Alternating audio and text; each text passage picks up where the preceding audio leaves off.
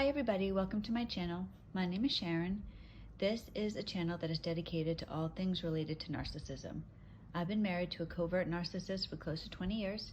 I'm separated from him now, and what I do with this channel is I use my real life examples to tell people about what narcissism really is, what it's like to be with a narcissist, what narcissism does to families. Today's video is going to be about the time my husband was committed to a mental hospital. So this happened last summer. Prior to this, so in the last 2 years, my husband has had a steady decline in his mental health. Now, this coincides, not coincidentally, with me waking up from my codependent stupor. I didn't know I was married to a narcissist.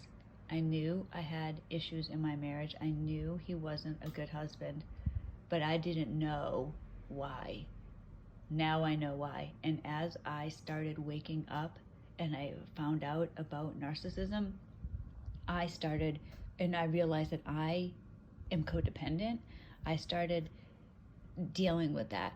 I'm still dealing with it. When I make these videos, I'm very much in the middle of everything, but I feel it so strongly that I want to help people. I want to bring awareness to this because, like I said, I didn't know.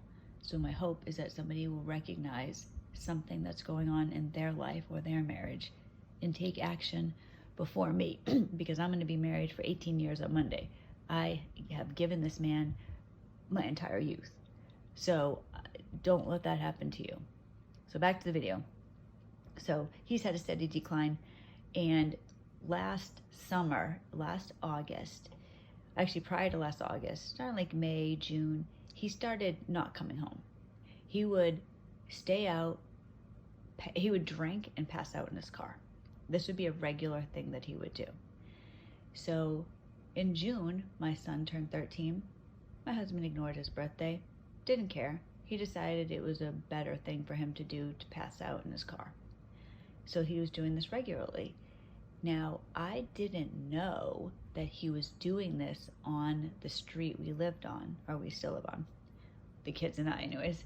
So the way my house is, it's kind of situated sideways, so I can't see the front of my house really at all. There's one room in the house I can see and some of the front of the house, but it's upstairs in the corner and my bedroom is downstairs. So I can't see. I didn't realize he was doing this on the street. So last August, he had one of his episodes where he wasn't coming home, didn't know where he wasn't telling me anything, there was zero communication. So as usual, I would just go to bed. Well, this time was different. I was awakened around midnight by my doorbell ringing, and my dogs are freaking out. I woke up. I knew right away that this had to do with my husband. And I think I must have been in shock because my house is not that big, but the walk from my bedroom to the front door, I was almost walking it like I was in a daze. It was like a dream. I can still remember it so clearly.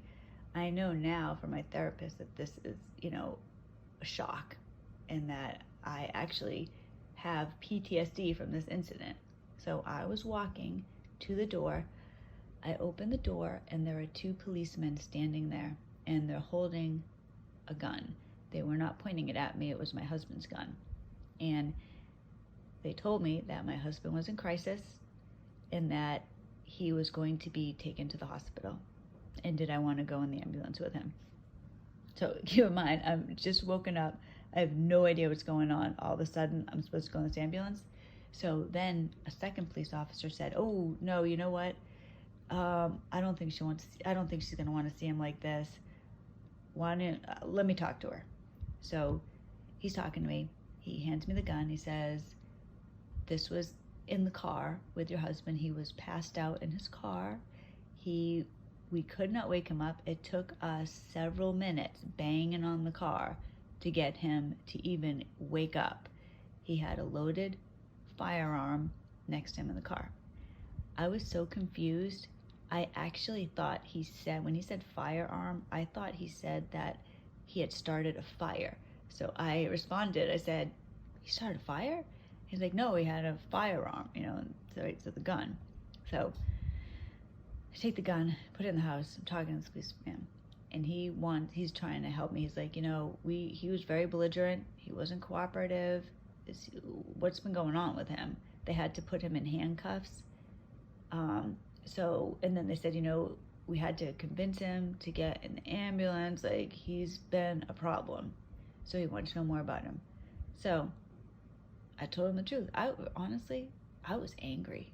I was very angry at him for doing, not the police officer, my husband. I was very angry with him for doing this. So I told him he's mentally ill. He's an alcoholic. He causes all types of problems. He doesn't come to the house. He just does whatever he wants. And so he asked me if we could go to his car to go through the car with him. So I said, that's fine. So, so we wanted to search the car. I was fine with it. So we went to the car, and as we searched the car, we found more bullets, and we found several alcohol bottles. So he starts talking to me, and he asked me if, he's been violent, and because the concern we had was that because he was passed out with a loaded gun right next to him, right up the street from where we live. I could have walked up to the car. My kids could have walked up to the car. If I knew he was there, I likely would have gone up to the car to see what the heck he was doing. Our concern was that he was going to kill me. He was going to shoot us because he had a lot of bullets in the car with him. He tries to claim that he was suicidal. He told me this later, but he had at least 30 bullets in the car. I can't remember exactly now. He had like several clips with him. I think he had 30 bullets. It might have been more. And we were afraid. So policeman told me that he told me what hospital he was going to be at. Told me if I need anything, call him. Gave me a cell phone number. He's like, I want to help you if there's anything I can do.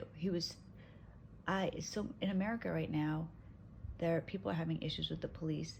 My experiences with the police have been outstanding. I can't speak highly enough of them. I know some people have had bad times with them. I do not. I was very grateful for this person. So he told me he's going to be at such and such a hospital. There's really no rush to be there because he's not going anywhere. So he left, and then I have 2 children. My daughter was awake. She was very upset. My son, he must sleep like the dead because he was dead. He never woke up. I had to talk to him in the morning. So I had to leave in the middle of the night to go to the hospital to deal with my husband. It was horrible because my daughter was very upset, and I had to leave her to go deal with his crisis. So calmed her down. I went to the hospital, and I'm waiting in the emergency room. The ER doctor comes out to me, and he told me that my husband's not being cooperative. He refuses to speak to him. He doesn't know what's going on, and he wanted to get information from me. So he asked me some background on my husband, and I was just very honest. I told him he's a jerk. He does whatever he wants. He doesn't come home. He's drinking all the time. Now I've been woken up by the police, and he's carted off to the hospital. He was put in handcuffs, carted off to the hospital. So he told me he needs my husband to talk to him, that he's going to commit him to a mental hospital against his will. And he said, if he won't talk to you, if he won't help himself at all, that's going to be really bad, because that will be on his record that he was committed to a mental hospital against his will. He said, you got to try and tell him that this is happening and that he needs to volunteer and go, because that's going to make his life so much easier. So I went in to talk to him, and I will never forget the look on his face when he saw me. It was total shame. And that's the thing. Narcissism is a shame-based mental illness. Narcissists hate themselves. They know that they're jerks. They know the truth about themselves, but they don't admit it to themselves. They cover it over with a mask, and they pretend that they are somebody that they are not. When he saw me, his face changed. He looked at me and quickly looked away. Shame filled his eyes. He was embarrassed and mortified. So I tried to talk to him, sitting there. He never asked, are the kids okay? Did the kids wake up? I'm so sorry. I don't know what happened. You know, like, not, I mean, when I say that, it makes it seem like if he had said that, it would have been fine. But it goes to show that he doesn't care. There's no thought to anybody else. It didn't matter to him. The only thing he cared about was that I moved the car. You gotta move the car. I want you to take care of the car. I want you to get out of here, blah, blah, blah. So I told him, you're gonna be committed to a mental hospital. He already knew this. So you're gonna be committed to a mental hospital. You can't let that happen. You have to commit yourself. Oh, I'm not committing myself, I'm crazy. So it took some time. I was able to convince him to commit himself. So I left and he went over to the mental hospital. I'm going to continue on with this story in another video. It might not be right away. It might be next week or sometime, but I will do the whole series of what happened when he was in the mental hospital, what happened afterwards, and what has happened since. So I hope you like this video. Try not to have it be too long, but thank you if you stayed to the end. Please consider subscribing to the channel.